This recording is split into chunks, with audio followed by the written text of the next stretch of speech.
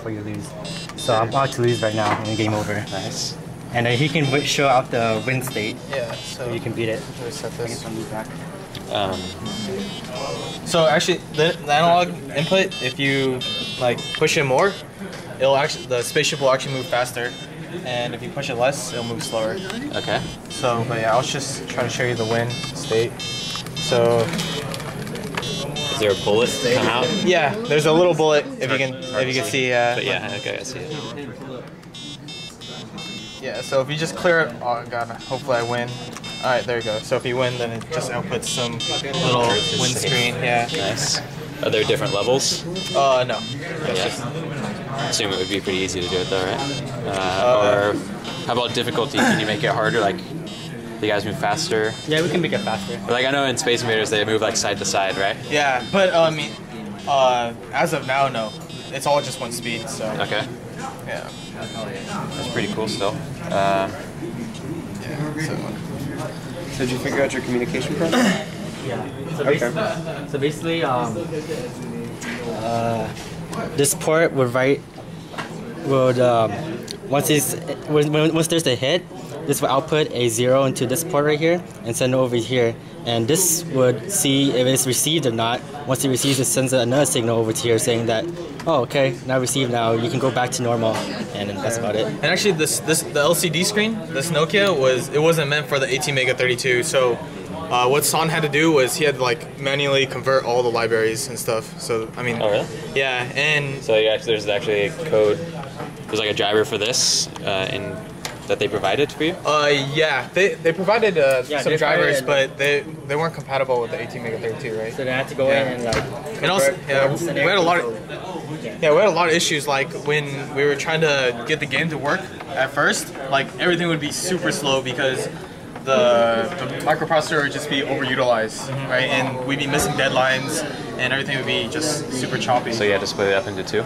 Yeah, so we have. So what's the partition in there? Like this is during the LCD? Yeah, so all this does is the LCD and the speaker. And then this one handles basically this LCD and the joystick and the power button. Where's the logic for the game? The logic in the game is in here, this one. How do these two talk to each other? SPI or some custom thing? It's just a simple communication. So once it's a hit, it will send a signal over to here saying that there's a hit. And this one says, okay, I'll read from it. Once I read from it, it'll send a signal back to here saying, okay, it's been read. I mean, what are the signals? Is it just like toggling one, like high or low? Yeah, high or low. Okay. And that's about it. Life bar. That's about it. Oh, that's right. Life bar. So when you get hit, it goes down, or? Yeah. So if you wanna, so if you just wait, it'll just go down every time they come down. So then you have 6 lives to start off with. I see. Okay. It's like a time almost. Yep. Okay. Cool. And then.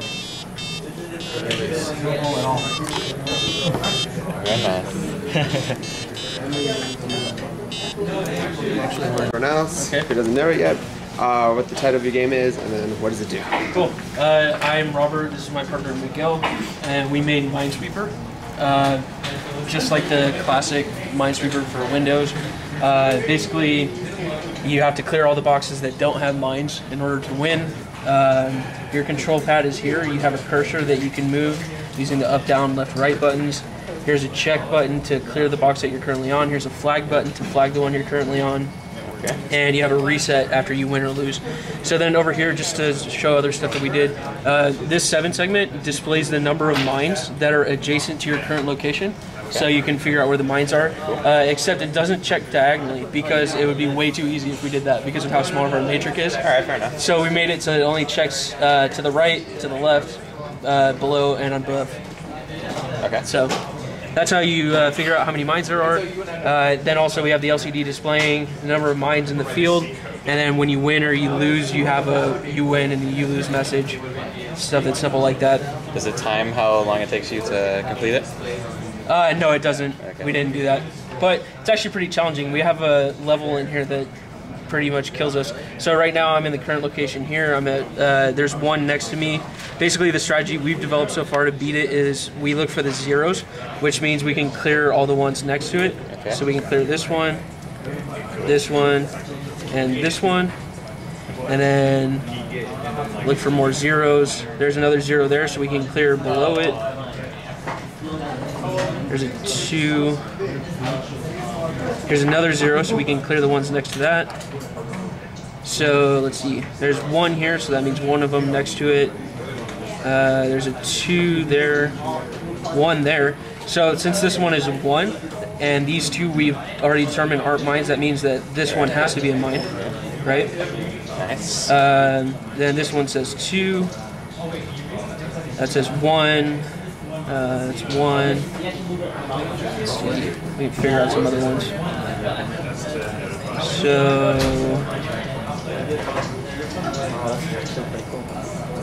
yeah, see, I'm already stuck. Miguel, you want to help us out figure this game out? There we go.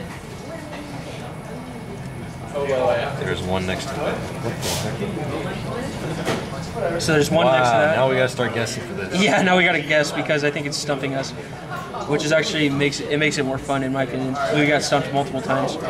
Oh, we lost. So that's what happens when you lose. It says you lose here on the LCD. It flashes red, and then you can press the new game button here. It randomly generates another new field. Okay, so it's a random level. Yeah, random level. Can I try it? Yeah, sure, go for it. All right.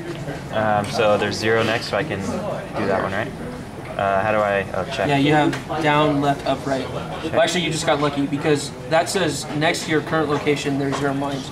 So next to this one, it doesn't check the one you're on. Oh, yeah. It checks the yeah, ones that are yeah. next to you. So Okay, so yeah, you can clear that one.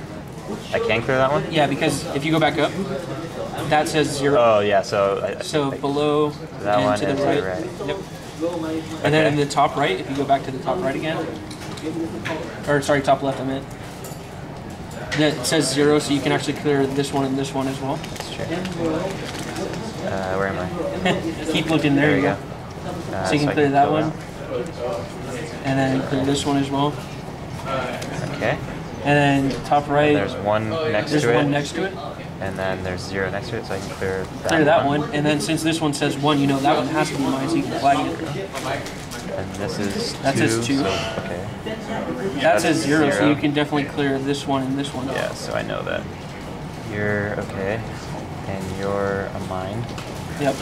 And that one was clear because this guy said 0. So that one's okay. Yep. And that means that one's okay. Or that one's a mine. And how many? That There's one's 3, so that one's okay.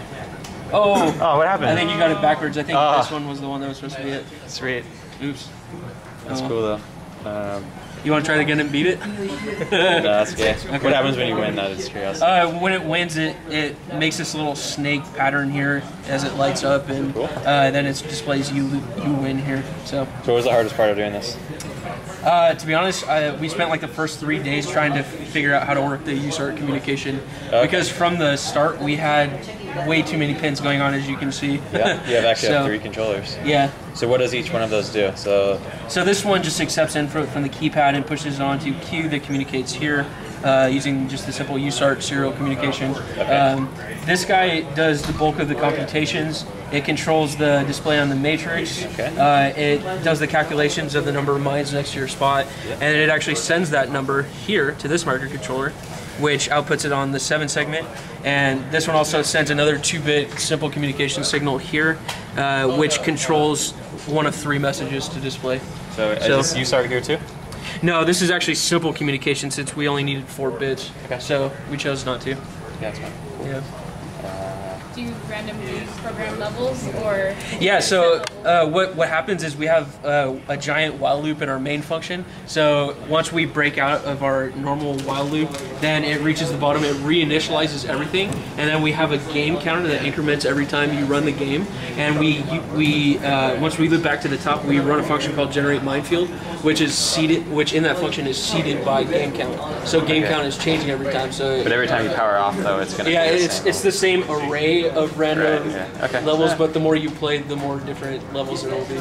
So Very nice. cool. Thanks. Guys, That's our project.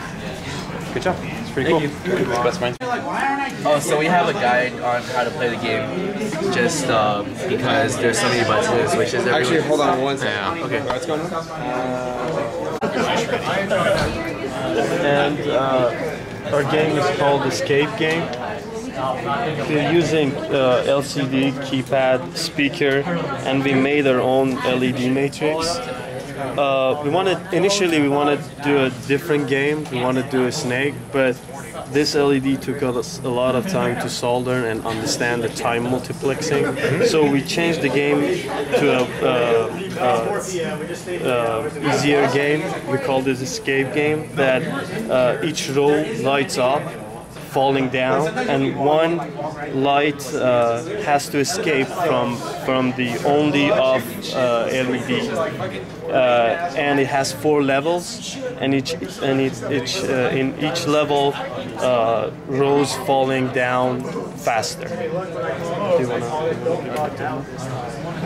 And LCD shows the level and if the user wins. And then you press A to start it. 2 and 5 to move. And it's going slow now. And it speeds up. It'll speed up like every time. Yeah. That goes even faster. We only have 4 levels right now. And it's supposed to light up. You can't really see it. It shows. And it says you win. You couldn't really get the... If you'd miss it, or if you get hit by the lights, you couldn't really get it to do anything. So you just kind of stay there and keep playing till you win.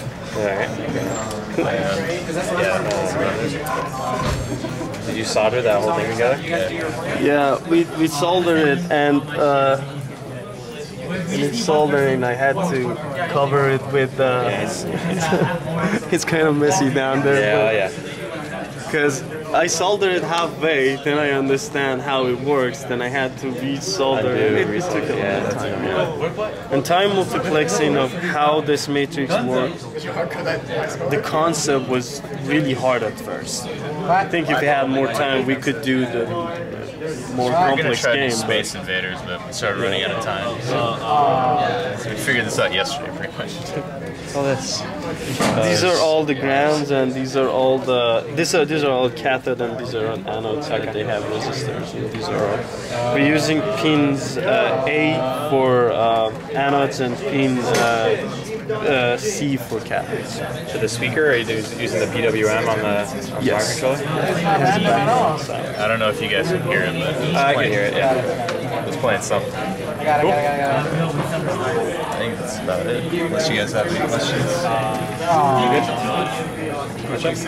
Thank you. Well, we're trying to. Yeah. Are you sure? Like, where is it? The enemies move down, the aliens move down, and then it's when it moves down, there's another row of it. Maybe just stack on top of each other, but I didn't have enough time to get that done.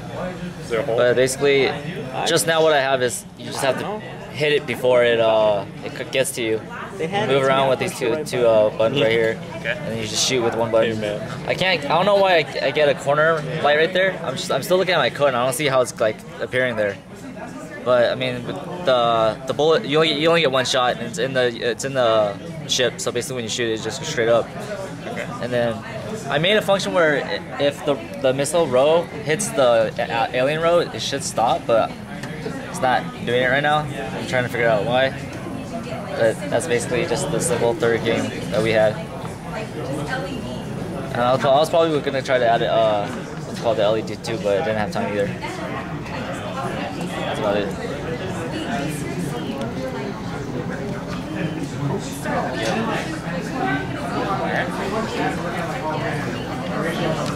So why we're all here. Alright. Hi, hello. Stan.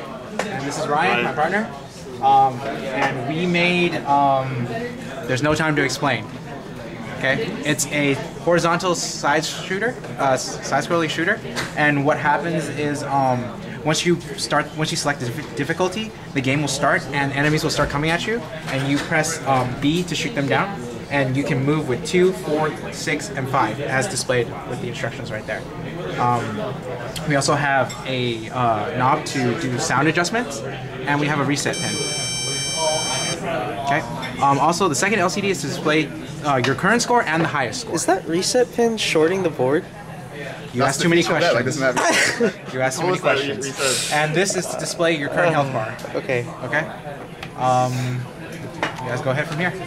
want a demonstration? Yeah. Someone Or yes. How do you start it? A, B, or C. Select the difficulty. Oh, I like to live life dangerously. Okay. That's pretty hard.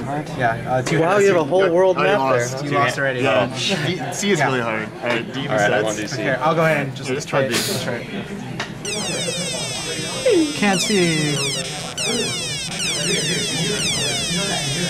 Every time an enemy passes me, I lose life on the LCD bar, and it apparently crashed. Did it really? Yes, it just crashed right now. Of course it would. Right on the demonstration. I know. Oh. Of course. Anyway, try that again. What happened? Yeah, just a little bit better. And every time I kill an enemy, it increments my score, and depending on the level of difficulty you choose, it increments differently. Medium is 50 points a kill, easy is 25, and that's the loss screen. And then hard is 100. Okay. D actually is to exit that screen. Okay. Yeah. Now I know. Okay, go ahead. Let's play with like 2 hands. Wait, where's the shooting button? B is the shoot. So it's like 2 hands.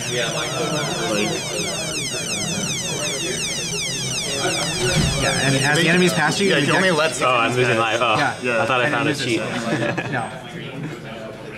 Alright.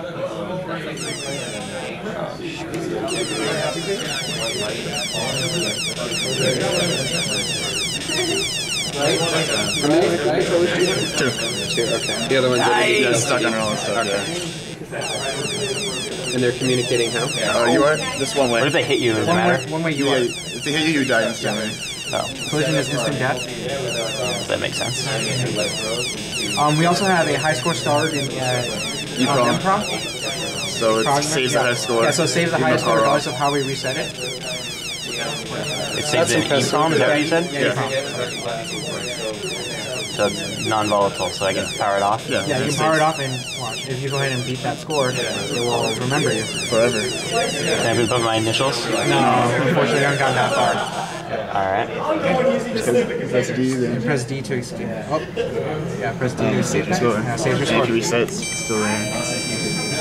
There. It's pretty legit. And then you could, of course, adjust volume. I just left it off. That's cool. Shit happens. Yeah. Very cool. Impressive. Questions, comments, concerns? Yeah, no matter how many. The reason why we have D for the exiting of that screen is because there's a slight bug if we use any other key. But it's fine. You could have not told me that and I would never have known. Exactly. Yeah. Yeah, that's the thing. But that's why we have this awesome And exit then button. we used hardware PWM for the speaker. You did? Okay. Yeah, using the TCCR timer. What's this guy? Oh, that's just the programmer. Yeah.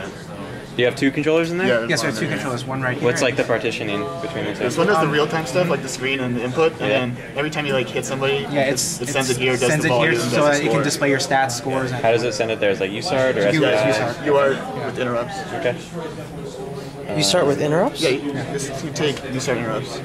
Okay. I haven't. So far, no one's been using them. That's the only way we could get it so like it repeats the sound when you press it twice. Like, otherwise it would have to finish first. Yeah. Very nice. All right. Cool. Thank you. I like how you got everything on one breadboard too. Yeah. Yes. That was long. Yeah. Yeah, I'm here with Bob. You got shit crazy. So your name, name of the project, and what address? I'm just. My name's Amalia Diego, and this is Bit Dancing. It's a game like Dance Dance Revolution, but instead of having different like steps up here with the LEDs, we have different binary numbers up here. So you have in a certain amount of time to determine what binary number is being displayed by the matrix. So, do you want me to play it? Yeah, why don't you play it? Okay. Then Ryan, try it. There's easy, medium, and hard. You can see right here, it's showing the LCD is showing the menu right there, telling you to choose your level. The difference between them is it starts at different scores, and the range of binary numbers is bigger, so easy would be 0 to 3, medium would be 0 to 5, and hard would be 0 to 9. I'm going to choose, I'll choose easy, and I'll win, and then I'll choose hard and I'll lose. I still don't have Super RTC. So which one represents 1 and which one represents 0? The red represent the ones.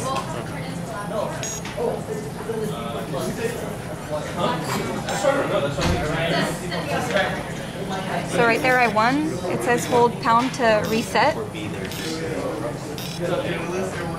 So it's reset right there. And again, it's asking you to choose easy, medium, or hard. I'm going to choose hard just so that I can lose fast and you guys see what happens when I lose.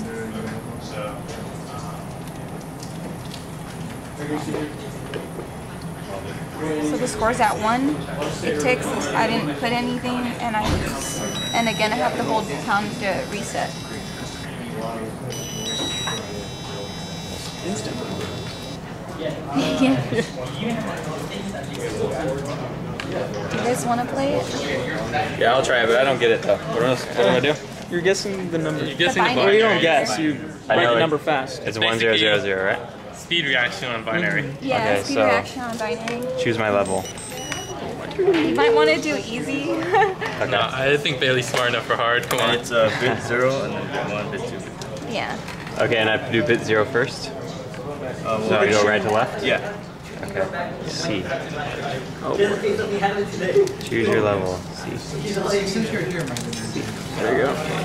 So I should do. You already lost. Wait, why did you already lose? How many time do I have? Like 9 or what? Well, because the score for hard is at 1. So that's why it's hard. Because you have less lives. And the range of binary numbers is from 0 to 9. Yeah, it's bigger. That's why I said you might want to try. Bit dancing. All right, we'll start with easy. Yeah. So 1, 1, 0. Oh no, you have to put. Oh no, you have put to the push. total number. Okay, Oh, I have to convert it to decimal? Yeah. Oh, it's all coming together for me. Yeah. So So that's 1. one. Let's push 1. You missed Before you it. lose. 2. Yeah. Wait, You what? didn't push it fast enough. Oh, shoot. All right. That's kind of weird, but okay. Yeah, like the 7 seconds going down. All right. Level A. She plays low. She's pretty damn good. So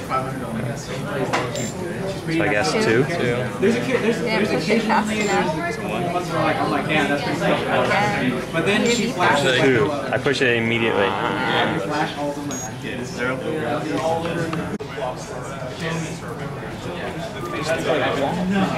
Documentation.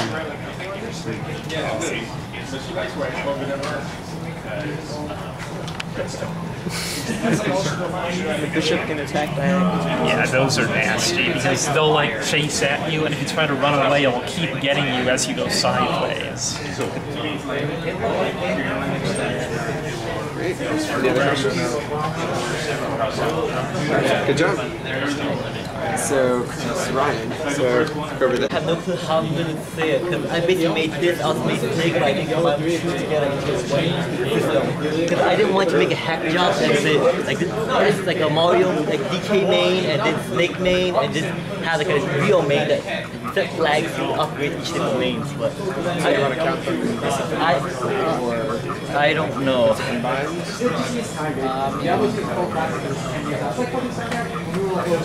That's the wrong way.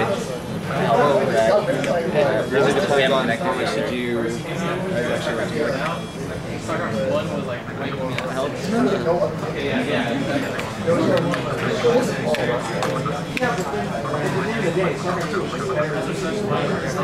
It's basically like a Donkey Kong. Right here's the ladders, basically.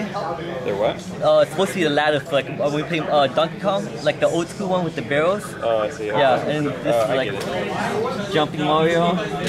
Move. Which one's Mario? It's supposed to be a blue dot. I couldn't activate the red because it totally destroys the green and blue display. It's probably something about like like electrical problems. If he dies, automatically resets. And then there's like a score. Basically, I did score like every time you move up a row, you gain a point. And then when you beat the game, you also get point. And then it adds in another barrel at different speed. Let me try to get up there first of all.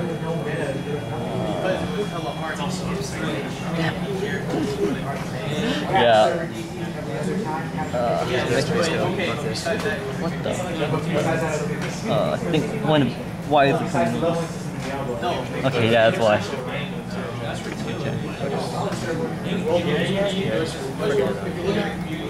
Honestly, I don't think they're going to take us 2 points off for us. So I would take consistent.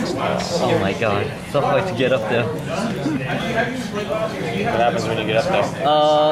You should add an extra barrel at a different speed. At a slower speed, then another fast speed, another slower speed, another fast speed. I would just preset the barrel speed already. So I could change it later on when I get there. So start with 5 barrels and add additional barrels up to 4. Because I don't think anyone can really beat it after they got to 4. So that's basically like a kill game pretty much. Okay, when you reach 1 more to the right, you win. It resets. And that's the new barrel. It moves faster than the old one. Okay. So, and then you beat this one, it also gets another barrel slower, and it adds another one that's even faster than this one, and another one even slower than this one. Yeah, basically, and it just keeps LCD display keeps track of score. Every time you win, it's +9, and then adds on to the this row. Basically, adds on +1, +2, and yeah. What are these guys? Oh, those are shift registers. They're all for the matrix. Basically, to minimize the amount of pins, because if actually ran the red, this would require 8 times by 4, 36 pins, which is basically the whole board. Yeah, so it's use shift registers to handle that, and it's use 2 shift registers to handle this, to minimize the amount of pin used. And then I also made a snake game, but I didn't implement it in here. Let me just program it really quick.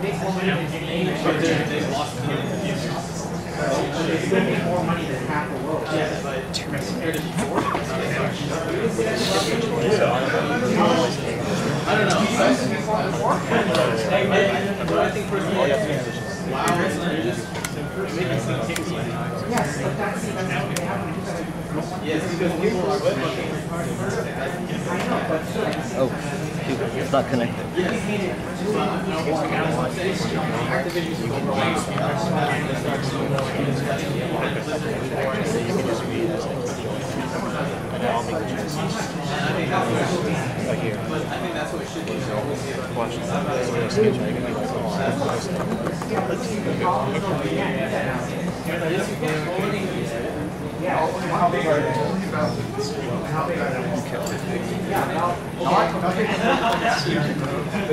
This is basically a simple snake game. It wraps around whenever it reaches the edges. I did like a key sampling to kind of make it move better, and that kind of helped out a bit. And every time you eat one, you gain a point, and it grows longer each time.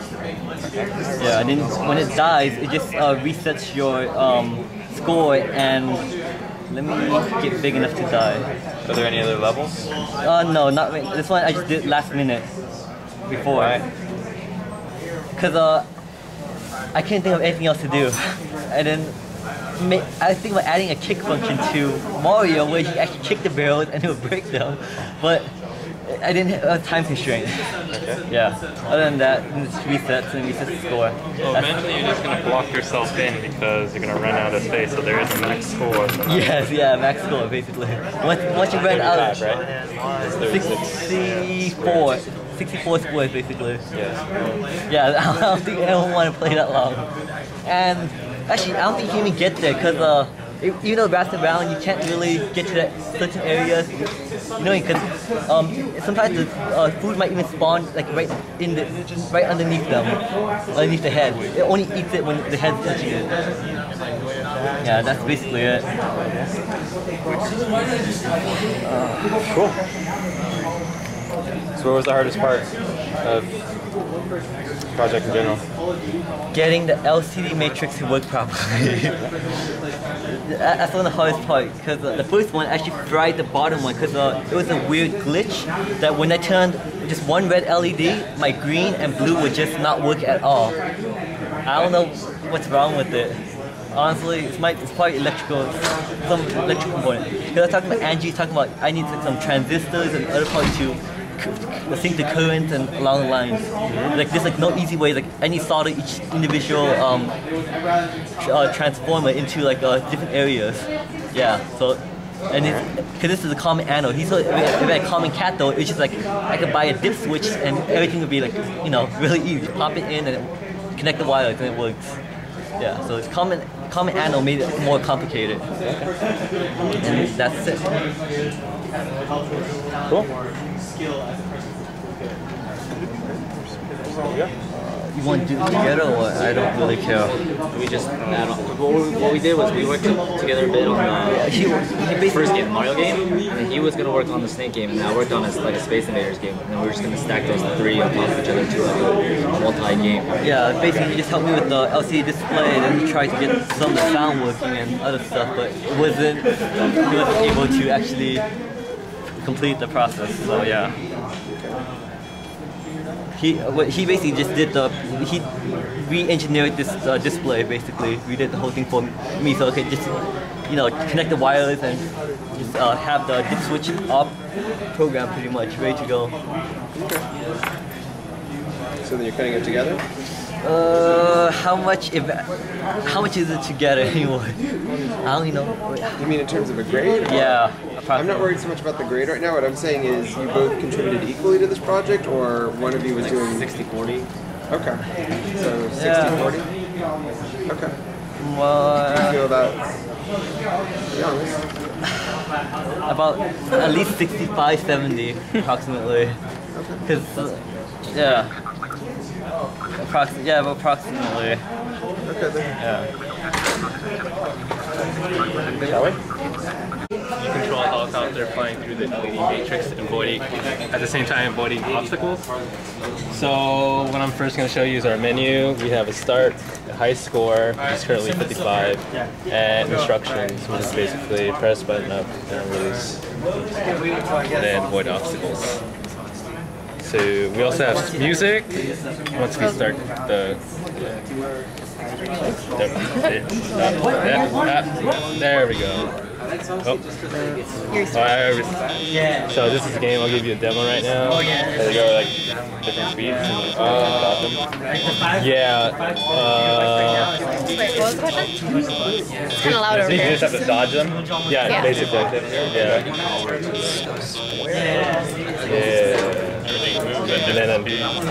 And then when you collide with the object, the whole screen. That just kind of disappears and shows you that you lost. And then shows that. Try? Yeah, go ahead. So start and then this button. Wait, how do I go up and down? Right. This is only one. Oh, you gotta hold it down? Yeah. So it crashed again. Then hold it down to go up. Oh, it's kind of like jumping. Helicopter. Oh, helicopter. To go up and down. That makes sense. You kind of made it really hard. Yeah, that game's kind of hard. I can make it easier real quick. That's right. So yeah, basically we use two microcontrollers. What are they doing? Okay, this one is controlling the LCD, and then this one's controlling the LED matrix. I also use an 8 transistor array, I believe, an NPN, to make the LED matrix brighter, because before this, before I put this in, it was really dim to work with, and then you could barely see what you were doing. So you just powered it through the transistor? Yeah. And speaker, and buttons. Are these two talk as a UART, or it's just like a flag? It's simple flag bits. Okay. Alright, cool. What was the hardest part?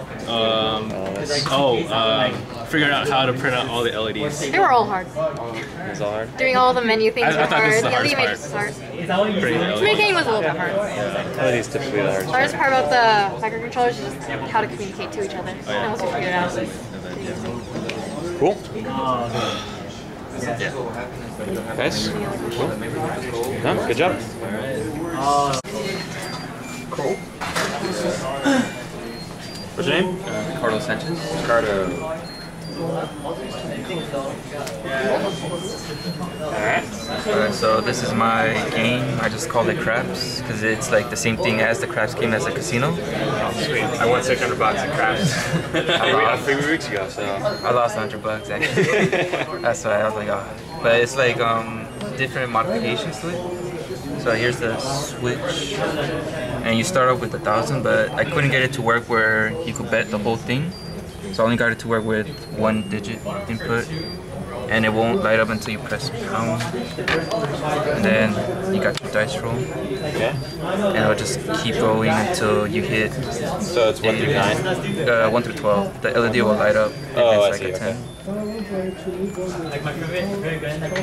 And it's 8 in all increments. And so you would just keep on playing, and then if you lose, it'll just decrement instead. But I was supposed to put like a certain number of rounds, but I wasn't able to like get that working either. Okay. So this is like the most I've been able to do. So you got 5. So in order to win, you have to get a 5 again. Yeah. So points on the 5, you can roll a 0. Or is that a 10? It's a 10. There's this literally. Okay. How can you place bets? Oh, through here. You just put in the keypad. So is there only like a pass line? Pass line. 7, so you lose. Yeah, like how many different kind of bets can you make? Oh, just 1 through 9 for now. 1 through 9. What do you mean? Yeah, so it's only 1-digit bets. No, like you know how to play real craps, don't you? Not really. Sort Okay, of. that's fine. Okay, so it's not real craps. Okay. Well, it's kind of. It's just like spinning on dice. You just roll a 7 or you don't. Yeah, it's Yeah. dice. Well, yeah. If you roll a 7 at your first try, then you would automatically win. If Right. you didn't, then you would just keep on going. Okay. That's all. And then it's just a switch. It just turns it off and on. Is it 2 player? No, just 1. I haven't been able to implement 2 player. Okay. Because I've been trying to figure out how to do it with 2 microcontrollers, but I couldn't get it to work right. Okay. So instead, I just like scrapped that and started working on just 1, and managed to figure that out. Can I play it? First, you have to place a bet. Oh, so I'm betting on a number that I think is going to hit? No, just any number that you want to wager. Oh, that I want to wager. 9 million. Press pound. Alright. Did I win? Did I bet? Oh, no. So points on 8? Yeah. 5. 6. 6. 8. I win, right? Yeah, you only win 8. Is that what the light is? So does it give me more money? Just 8, because it only works with 1 digit. Oh, I see, okay. Cool, dude. Yeah. Nice. Thanks. Thank you. Okay, this is called Hex Hack. It's a strategy RPG that's roguelike. So first you have to pick a class by pressing 1, 2, or 3. They each play differently. I'm going to start with Fighter. It randomly generates a dungeon. It's seeded based on an entropy source. Then it's turn-based. Every turn I can move 1 tile, and not diagonally, since then you move too fast. There's an enemy there. So once I go up to him, I can choose one of my 4 weapons, but you only start with 1. So I press A, then attack, then he hits me back. If I attack him a few more times, I'll get him. He's dead. I can also throw a flechette at him, and then if I attack him again, he dies in 1 hit. But I've only got a few of those. You can see how many people with this. Only 2 more. Do you level up? Yes, you do. I have 2 experience. I need 10 more to level up once. This is the first level of the dungeon. There are 5, and on each level there are new enemies. There are also new weapons you can find. There's one on this floor. I'll see if I can get to it before I die. Yeah, you said it randomly generates levels. What do you mean, the map itself? The map, the whole map, and the enemy positions. It's the same kinds of enemies. How do you make sure that you can actually get through the dungeon if you randomly generate the map? The algorithm I use is guaranteed to connect everything. It basically places one room at the start and then repeatedly places more rooms that are connected to existing rooms.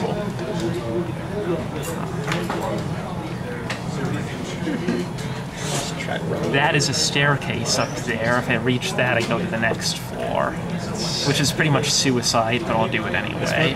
This has to be one of the most ridiculous games ever written on 18Mega. Oh, I was trapped. You've seen a screen kill that guy. So you get new weapons, right? Yeah. Do you find them? Yeah. Okay, I'm gonna die here. I'll start over. I'll be mage. Yeah, you're a loser. Is there like melee and range attacks? Fighter Fighter has 2 melee, 2 ranged. Cleric has 1 melee, and mage has all ranged. So I'll be mage this time. So is it like 32 player or 64 player over the internet, or? And now I can attack from a distance with mage, but my attack is a lot weaker, so I have to be careful. Wand, huh? Sapphire Wand. It's based on a game called Hexen. How much is the subscription fee per month?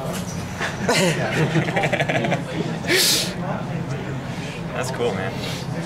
Did you compile everything? I'll just hit. So when you level up, you add to your stats. You get more maximum health and mana depending on your class. And also at levels 5 and 10, 10 is the maximum, you get damage bonuses. There's a boss at the end of the game, and if you're not at least level 8, you're pretty much screwed. So every enemy has some randomly generated health or no, attack? they all the enemies of a certain type have the same statistics. These ones are ranged, they're actually shooting me from a distance. How many different types of enemies? There are 5 regular ones plus the boss, which spawns more enemies. Do you have the boss spawns little minions? Yeah. But I'm not going to reach him, it takes too long. I'm impressed. Do you have any cheat codes? No. Okay. Cheat to go to the boss. I mean, I could rebuild it, but that would take some time. Did you use all the memory in the controller? I didn't check exactly how much I'm using. The way I set it up, the dungeon itself is only like 200 bytes maximum. Plus the items are maybe another 100, and the enemies are a few hundred more. Then there's a buffer for the screen, which is a few hundred. So that's maybe a kilobyte for the whole game. It only stores 1 floor at a time, so it doesn't need that. How difficult was the screen to control? Addressing the screen was the hardest part of this. For one thing, it's a 3-volt device, so it has 10k resistors going in. Oh. Then it's... Which it works, so I'm not questioning that. Okay. And then... Are you powering it off 3 volts too? I'm powering off 5 volts, and that works just fine. Okay. It's within the safe range. Did you? It's a smartphone LCD, correct? Yeah. Did they give you any sample code? Sort of. I found some sample code that I started with, but I refactored it so much that there's none of it left in the project. Okay. Since this screen is actually upside down, so I have to address it in reverse and stuff like that. What are these other pins for? Those are the same as these. Oh. Okay. And it's serial input, so like just one of those is data. Oh, so it's an SPI input? I think so. Okay. I noticed you're not using the hardware SPI pins, so I guess it's all software then? Yeah. Okay. I think that's pretty much it. That's cool, man. Yeah, there's a segment of the 4th weapon. You need to find all 3 to get your class's best weapon. Spread across the whole game. Oh, there's a weapon right there. Can I get that? Before I die.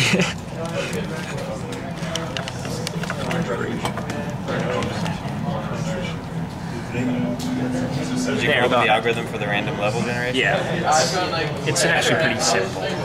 Now I can use weapon B, which drains their health. But it also uses mana every time I use it. If I run out, I have to switch back to my main weapon.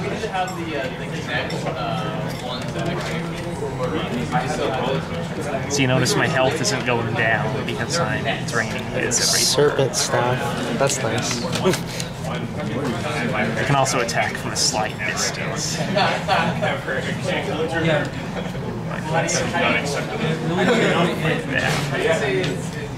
What's the AI? Do they just blindly kind of come Yeah, they towards pretty you? much just run straight at you. The ranged enemies are allowed to shoot through walls to make it more tactical, because you can't shoot through the walls. Have you ever beaten it? Yeah, I have, with all the classes. I wouldn't have left him in if I couldn't beat it. Can you save? It's not. It takes like 30 minutes to beat the game. There. Yeah. Very cool. Very good. What was your name? Sorry, Brian. Chris. Yeah. Oh yeah. So next time you could also set this to 3.3 volts. Well, then would this work? This. I think this takes 5, and increasing it is probably harder than decreasing it. Yeah, you're right. Well, I think it only needs to be powered off 5, but that's all. Oh, yeah. But yeah, good job. Very impressive.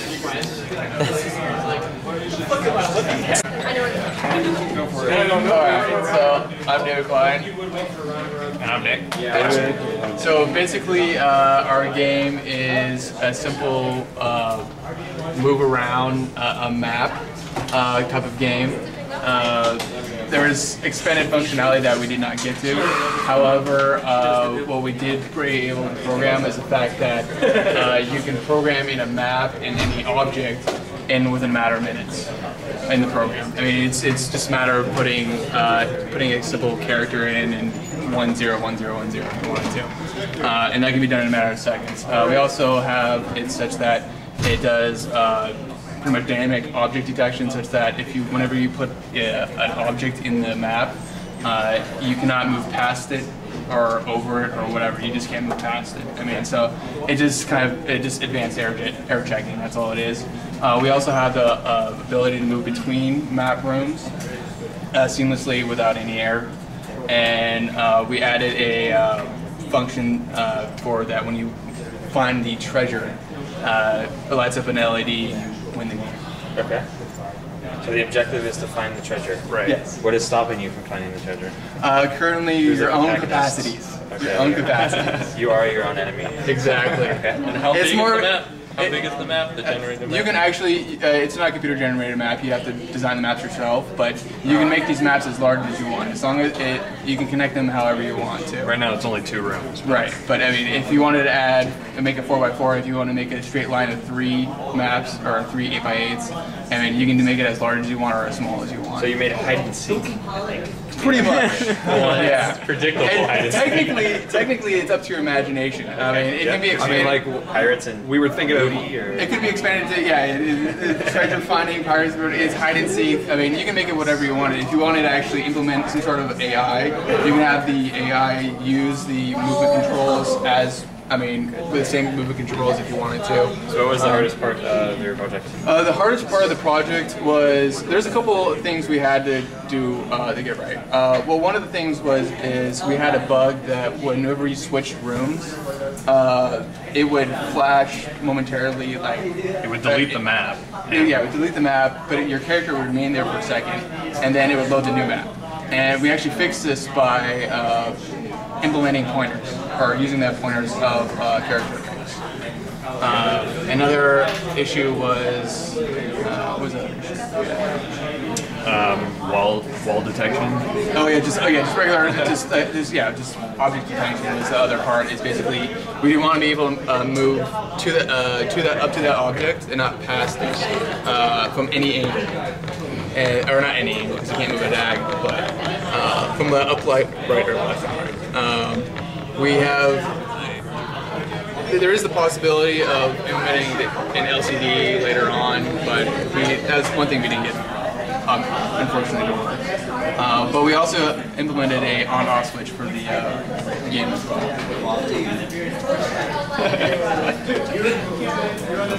And that's pretty much what we got. But the hardest part was just the coding and getting the matrix. Yeah, getting the matrix to show red, green, and completely off at the same time was something that took a little bit of effort to understand. And as well as designing it so that the player can move around the map and the map doesn't move around the player. That was just another design feature that we had to think about before programming it. So. Good. On the bright side, we haven't found any other bugs that will break the game. That's good. That's always a good thing. I'm sure we can break it. Go for it. I mean, yeah, you can try it. I mean, I didn't see it. The Switch sucks. We were gonna use the button. We were like, that's what are the too move easy. keys? This way. What are the move It keys? pops out. 2, 4, 5, and 6. 2, 4, 5. 2 is up, 4 is left. 2, 4, 5, 6. Yeah. Does that break it? I haven't tested it. I completely like, oh, it's alright. People mash the keyboards. Okay, so that seems, yeah. Pass through off map. Why does 5 do something? What if you pull a bunch of wires out? Oh, 5 is supposed to be out. Okay, so if I push all the keys, nothing happens. Left and right, it gives left priority. Up and down, it gives up priority. Oh yeah, there's a priority movement.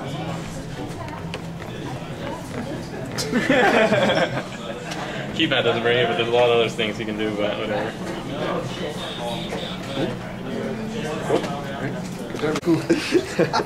And then I went to the right school. And then I do everything with Lucas. Anyway. Okay. So basically, you can state your names for everyone else. Yeah, I'm Brian. Game is? And this is our game, Bullet Time. Oh. What is it? Bullet Time. Bullet, like Max Payne?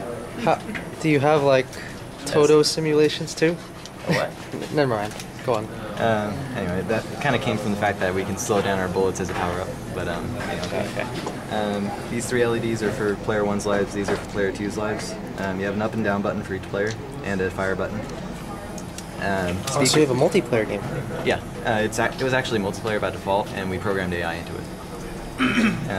That takes over second player's movement. Yeah, these switches here. The switch number 6 here controls whether AI, whether it's player 1 or 1 or 2 player mode. Right now it's in 2 player. Switch it to the right and it'll start the AI. The 8th switch here was for our difficulty, but we never got the difficulty actually working right. So, or the hard mode AI. So all we have is the random behavior one, which works all right. Okay. Yeah. Anyway, you press it. Waits with.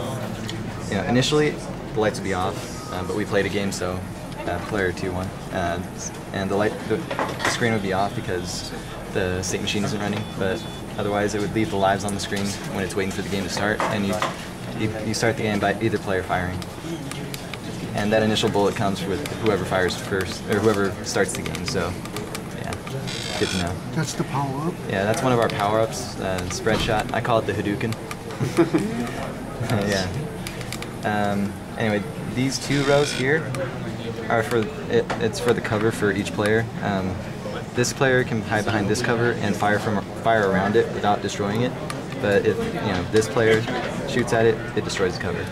And then once both covers are destroyed, it regenerates new cover after a few seconds. You only shoot one, the other player still has his cover until it gets destroyed. This row's for the power-ups, and it regenerates at some point in that row, or yeah, in the 3 rows. Sorry, you shoot the power-up. Yeah, which power-up you get is random, and you don't know what it is until you get it. Power-ups show up every like 3 seconds or so after the last power-up wears off. So yeah. And with the AI on, it takes over his character. So yeah, it just shoots at you. You can still kill the player, it's just... You have to reset it? No. Oh, that was the extra life power-up. I just shot it as it was appearing. Oh, those lights are the lives that you have left? Yeah. Yeah. Every time you get hit, it makes a sound and you lose a life. That was a power-up to jam his weapon. Yeah, since I shot the power-up, it jams his weapon. If he shot the power-up, it would jam mine. How many different power-ups do you have? 6? Yeah, 6. There's also one for, let's see. Slow enemies movement, slower enemies bullet, fast speed up your own bullet, and the spread shot, and then the shot jam. Cool. And the extra life, of course. Right. The important question is, who's better at this game? You want to try? Winner gets a full letter grade higher than the Way to motivate us. Can we compete? Tournament time. Your shots hit each other, they just like go straight through. Right. Shit. Yeah, we could have programmed it another way, but we didn't. Oh, you got him trapped?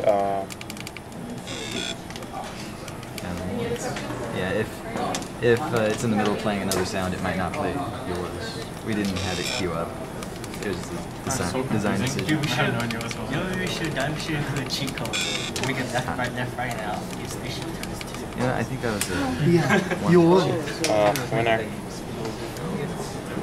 Cool, guys. Any other questions? I like how you're using one microcontroller. Yeah. Yeah, you're able to do all that. And I think we have like 1 or 2 pins left over, but we actually do that. Very nice. Very neat. Cool. Good job. You can borrow your pen. Sorry, stuck in your head. It's a good game, right? Yeah. Alright, so if you could tell us your names, the name of your game, and then what it does. Sure. My name's Michael Wellesley. This is my partner, like third video. We created Snake. As you can see, we created our own 8x8 LED matrix. We use bicolor LEDs, red and green, which also produces an orange when they're on simultaneously. Currently, you'll notice a little defect. One of our greens burned out, which is why that one's not on. We use 3 different shift registers. 1 for controlling the green positive, 1 for controlling the red positive, and then 1 for controlling ground. We also use the keypad for input. We have a 7-seg for score, and we also have a speaker for sound. And hardware-wise, that's it. If you guys would like to see the game, I'll start the game. Reset it real quick. So we'll start right now. We have 2 different levels. I'll show you guys level 1 right now. You start out as 1 snake, and you eat the fruits. If you hit the edge, do you die? No, you'll just actually roll over, see? Okay. Yeah, always piss me off by the others. This level is fairly easy. The only way you can die is if you run into yourself, which will happen once you eat a lot of fruit. How difficult was the algorithm for getting the snake longer? It actually was not that difficult at all. We created a 2 separate matrices. We tried to do 1. We had 1 matrice hold the X values of the current snake's head. Well, first of all, we created a queue for it, a modified queue, that would pull from... Sorry, I'm having a hard time playing and telling you guys at the same time. It was a... I'll just talk to you guys now. It was a queue in the sense that it would push onto the front. I'm sorry. It was a stack in the sense that it would push on the front, but it would pull from the back. It was kind of a hybrid of a stack and a queue. So what we'd end up doing is we created a snake object, and in there we would keep track of where the tail is at. And the snake will only show between the head and the tail. So we start out with them both being 0, it only showing 1. Each time it eats a fruit, the tail grows by 1. And each time it moves, it shifts its position in the array. And we use a size 64 array since it's 8x8. So the values in it are always shifting down, and the head's always staying on top. And we're only going to show between the head and the tail. And the tail changes as we eat fruit, so that's how we set it up. Oh yeah, this one. If you guys like, I'll show you. Are there different levels? Yeah, I'll show you our 2nd level. All right.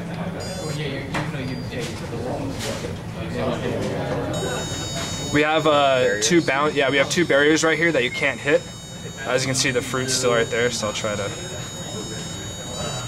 I like the numbers on the matrix. Oh, thank you. You tried hitting on the barriers to see if it actually. Yeah, I'll hit one right now. The fruit location is random? Yes, the fruit location's random. We tried using rand for that, but we kept getting kind of pseudo-random numbers. It would always be the same output. Yeah, you need to seed it with a different number. Yeah. Well, even we tried seeding it too, and it would still give us the same. What we ended up doing, after that we tried setting a counter, and using a long integer, and we would just mod it by whatever the length was to get us a value within that. And we tried seeding it with that, but it would still give us pretty consistent values. So what we ended up doing. Volatile? What's that? Did you make it volatile? Yeah. And I don't know why, it kept the same pattern every time, no matter what. So what we ended up doing was just keeping another array and storing which spots a fruit has already been. And the next time it regenerates it, if it's in that spot, it keeps searching for a different value. Does the fruit actually spawn on the snake though? No, it won't. Yeah, it won't spawn on the snake, or if there's barriers, it won't spawn there either. Cool. Sweet.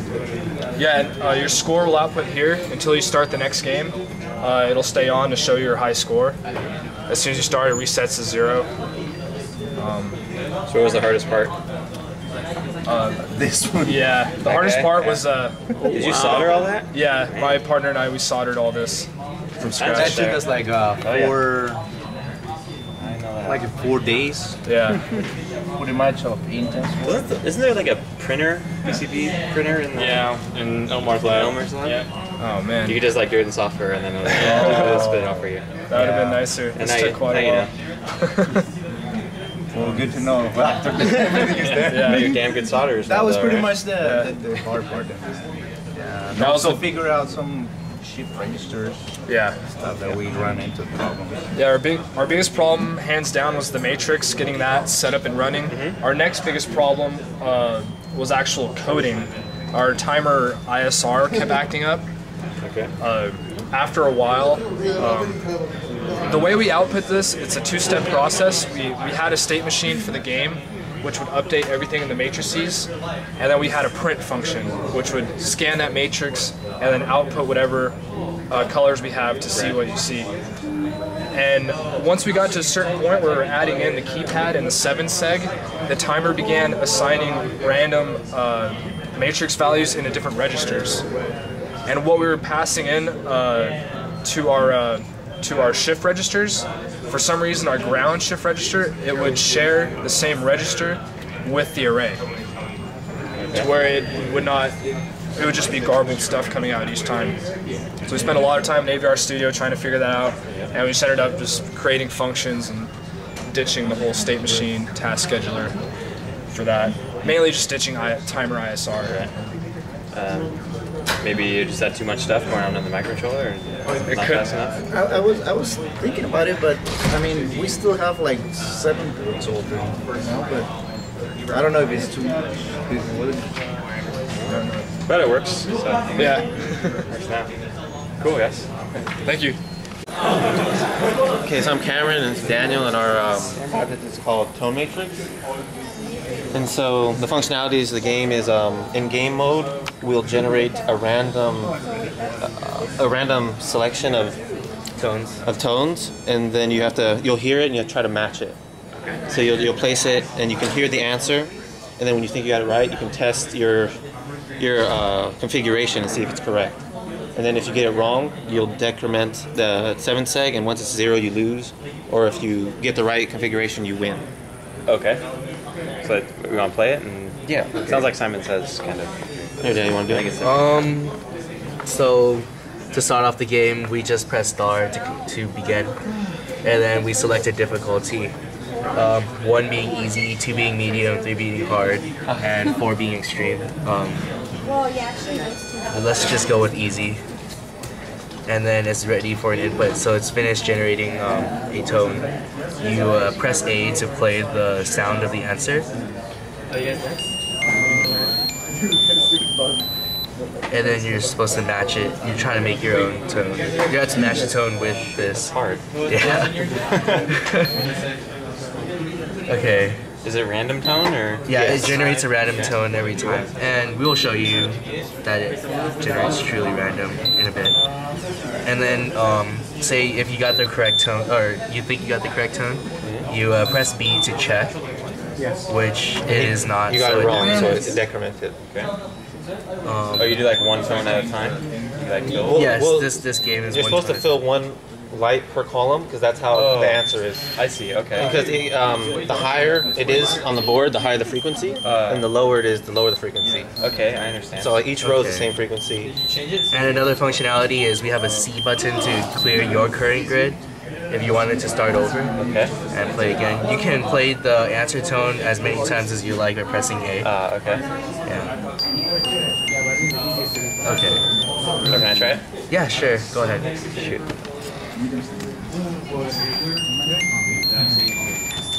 I have no idea. I have no ear for. It was pretty high, the first one. How do you like select it? 5 is the place. 5. Oh, that plays the answer. I know. I couldn't remember what the heck it is. So I'll put like that one, and then. So you can select between 8 different tones. Yeah, that was too high. Oh, and it keeps replaying the thing that you've selected. Yeah, it keeps sweeping. Ah, okay. That's cool. Can I I just want to move this down there. Can I do that? Turn on. Do I gotta? One, turn off the other. Yeah. Oh, I see. You gotta. Press 5 2. 5. So that clears it. Yeah. Okay. So that one is too high. Maybe that one.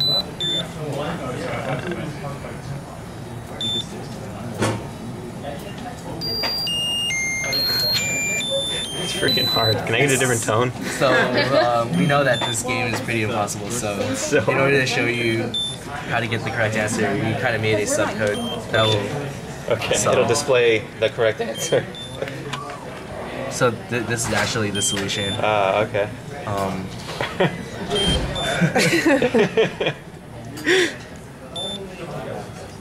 Yeah, we haven't won yet either.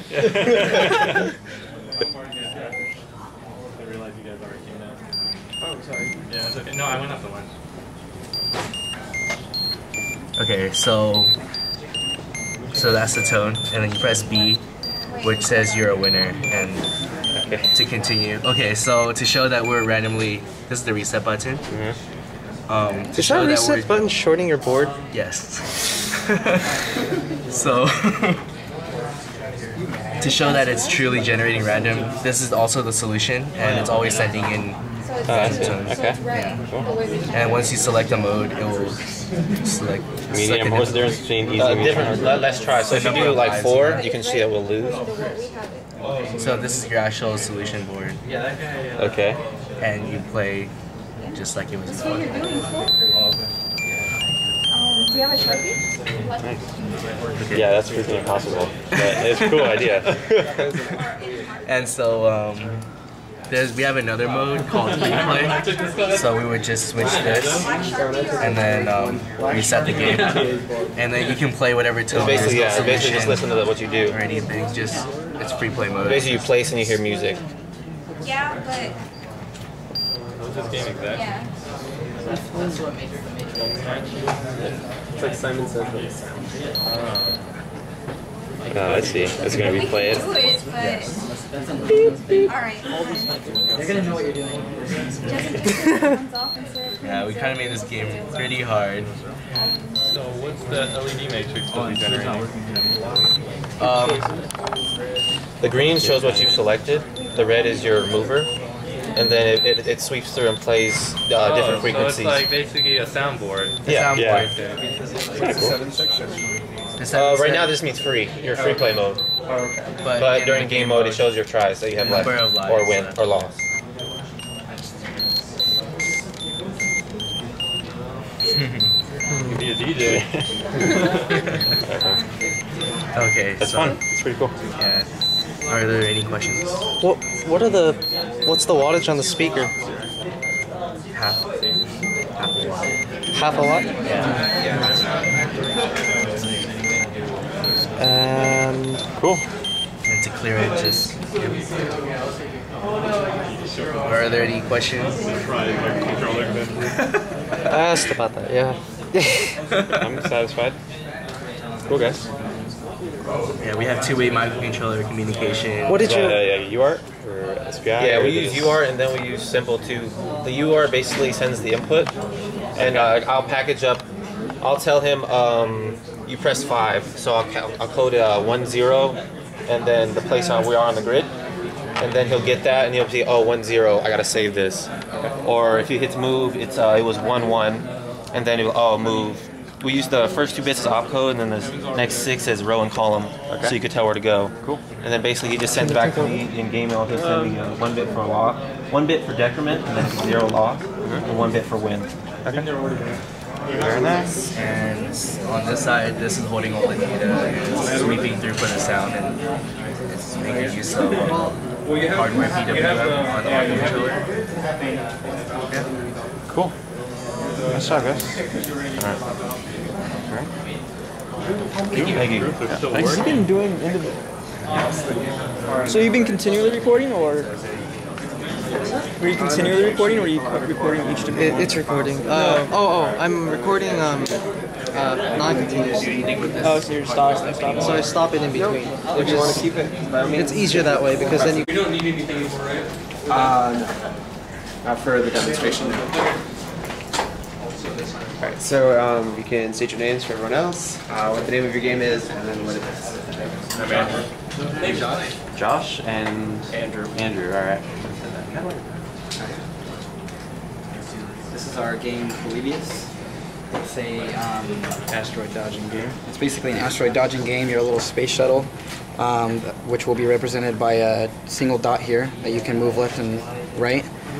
Instead of moving your ship with a keypad or with buttons, we decided to use motion control. So you actually use your hand to control your ship. Okay. Some of the features. You want to talk about some of the features? Well, some of the features of the game are, well, first off, you have power-ups in the game. They're represented by blinking LEDs as they're falling. There are two types of power-ups. One is positive, one is negative. The positive one reduces the amount of asteroids being displayed on the screen. The negative one increases it, and we call that bastard mode. This screen will display the amount of lives you have left. You start off with 3. Every time you hit an asteroid, you lose a life.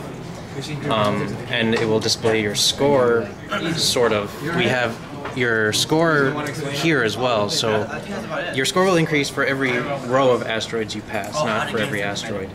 And so you will increase. We basically wanted to go to 200 points. So what we did is every time this gets to 50, it'll update on here, and then so you have like a real-time counter on here, and then it'll have like, if you get to 55, for example, it'll say 50 plus here, and then it'll say 5 here, and this will continue to count to force the player to do math.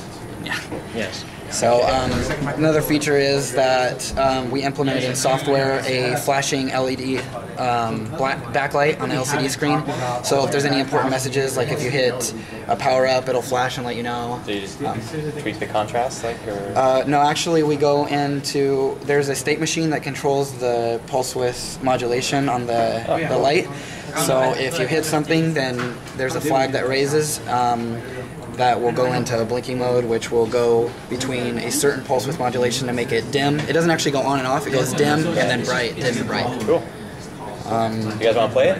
Yeah, so I'll give you a demo. There's a hardware reset here, which gives a little demonstration of what goes on with the game. And then when you're ready to go, you just push the start button here. And there's a power up there.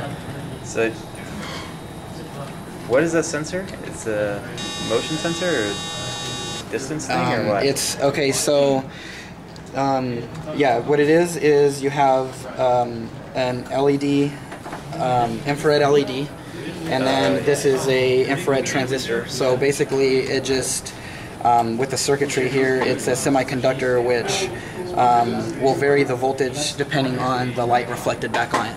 Okay. So we use this right here to convert an analog signal into a voltage between 0 and 1023, I believe it is. Okay. And then I encode through calibration all of the like positions based on. So if I'm here, then I can encode it to like 000, and then that gets sent to this microcontroller, which will light up this LED. So there's 8 positions encoded based on the analog voltage. Very cool. Okay. Do you want to give it a try? Yeah, absolutely. So best way is to just kind of get your hand ready, and then use your other hand to push the because otherwise you're going to be jumping over.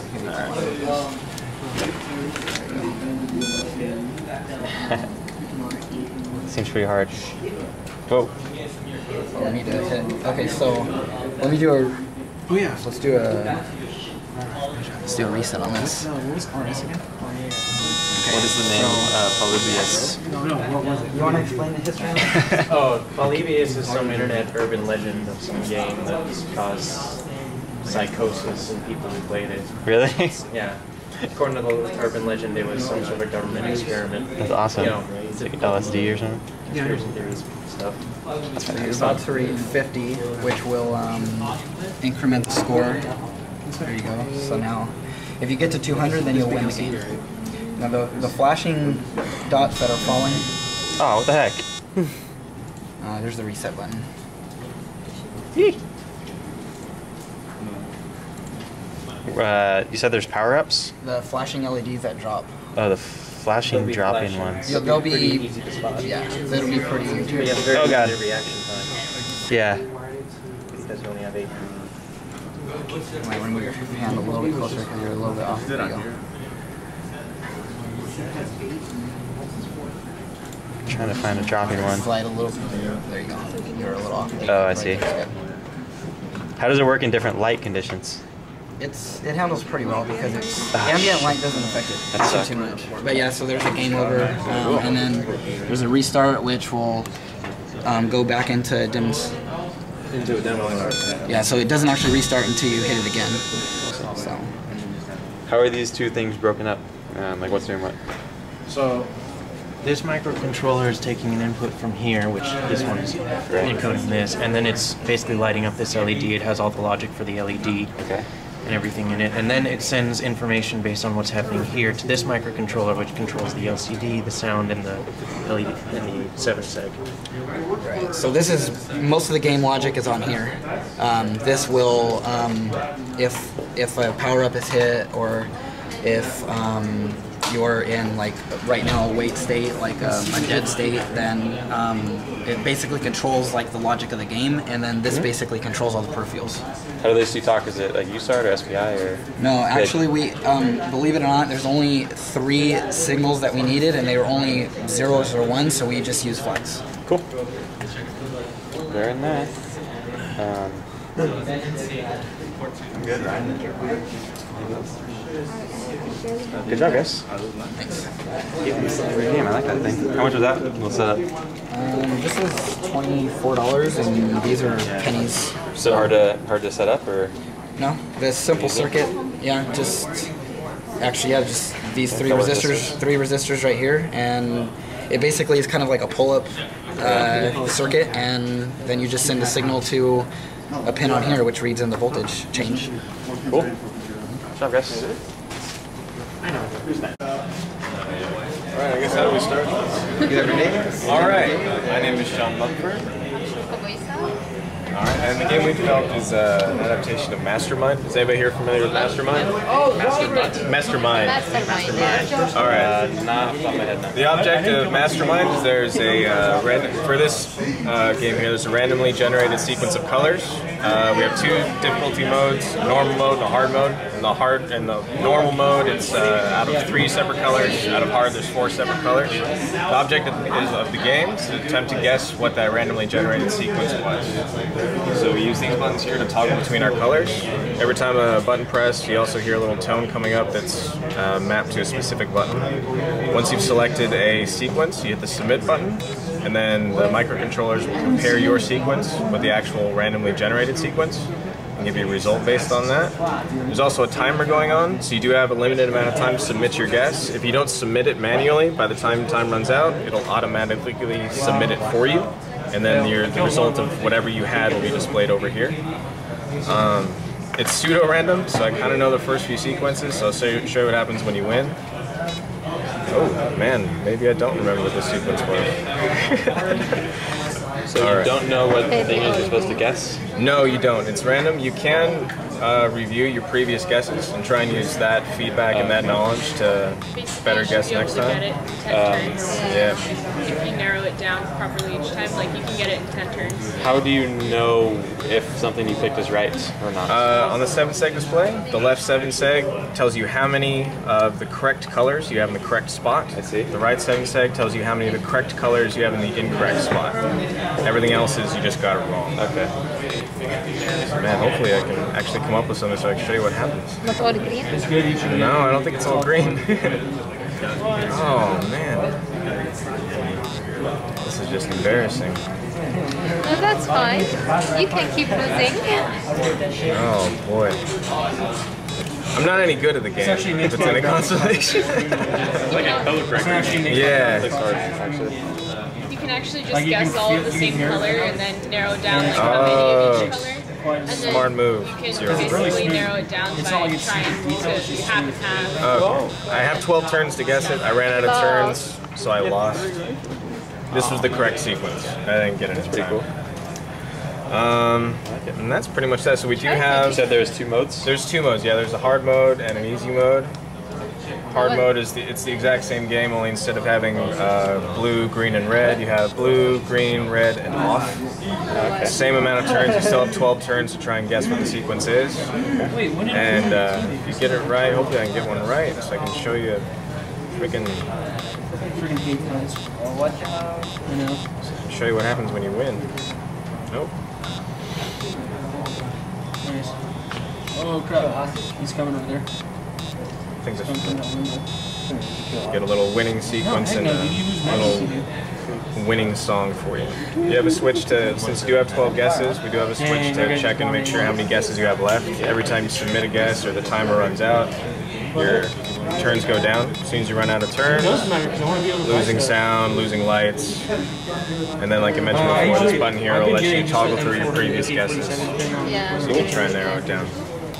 Those guys are still pretty good. So now at one point you're going to have a 2-player mode. I know you were getting stuck with that. Yeah, How far did you actually get there? We got it to where it was actually sending information back and forth saying, okay, this person did win, but what happened was there was some bug I couldn't narrow down where once someone won and the signal was sent, the other board kind of froze up.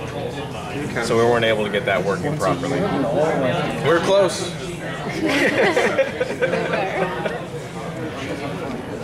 Yeah. Does anybody have, I can't think of, was there anything I missed as far as what this thing does?